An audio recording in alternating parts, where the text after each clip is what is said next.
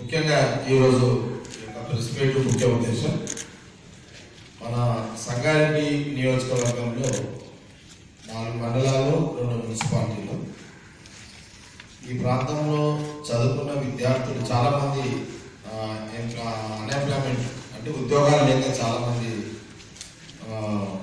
విద్యార్థులు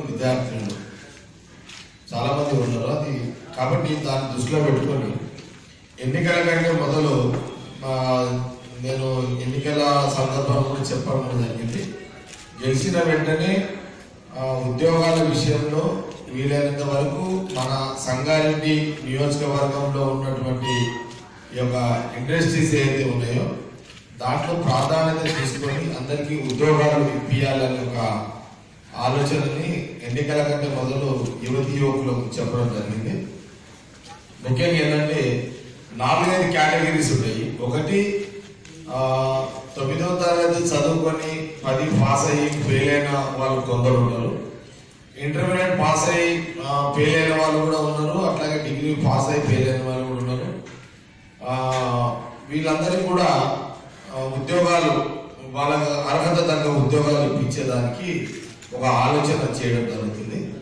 దాంతోపాటు ఐటీఐ చదివిన స్టూడెంట్స్ ఎవరున్నా సరే, ఐటీఐ చదివి అప్రెంటిస్ పూర్తి చేసుకున్న వాళ్ళు ఎవరున్నా సరే వాళ్ళకి తగ్గ ఉద్యోగాల మీద కూడా ఒక ఆలోచన ఉంది.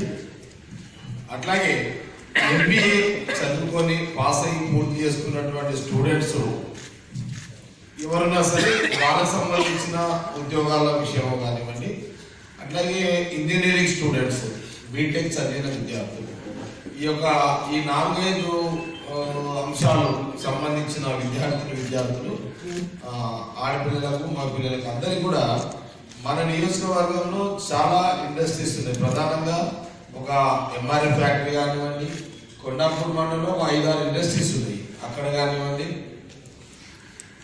దాంతోపాటు మన దగ్గర ఉన్న పెప్సీ, అట్లాగే మన పక్కకు ఉన్నటువంటి కొన్ని అరబిందో ఇండస్ట్రీస్ కూడా ఉన్నాయి మనకు బార్డర్లో ఆ నియోజకవర్గానికి పక్కలో. కాబట్టి ఇక్కడ ఉన్నటువంటి ఇండస్ట్రీస్లలో మరి ఉద్యోగాల మీద ఒక వీలైనంత వరకు నా ఉద్దేశం ఏంటంటే మొదటి విడతలో సంగారెడ్డి నియోజకవర్గంలో అర్హత కలిగిన విద్యార్థులు అందరినీ కూడా ఉద్యోగాలు మాకు అవసరము, మేము చేయాలనుకుంటున్నాము. 10వ తరగతి నుంచి మొదలుకుంటే 9వ తరగతి కానీ 10వ తరగతి మొదలుకుంటే బీటెక్ వాళ్ళు అందరూ స్టూడెంట్స్కి నా అప్పీల్, నా యొక్క వాళ్ళందరికీ సూచన ఏం చేస్తుందంటే ఈరోజు ఈ ప్రెస్ మీట్ మీడియా ద్వారా యువకులకు మెసేజ్ పోవాలి అనే ఉద్దేశం చెప్పడం జరుగుతుంది.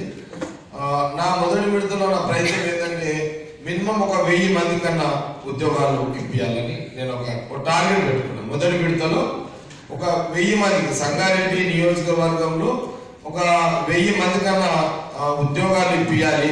మొదటి విడతలో విద్యార్థులకు, ఆడపిల్లలకు, మగ పిల్లలకు ఉద్యోగాలు కావాలనుకున్న వాళ్ళందరూ మొదటి విడతలో ఒక 1000 మందికి ఉద్యోగాలు ఇప్పించాలని ఒక ఆలోచన, ఒక టార్గెట్ పెట్టుకోవడం జరిగింది.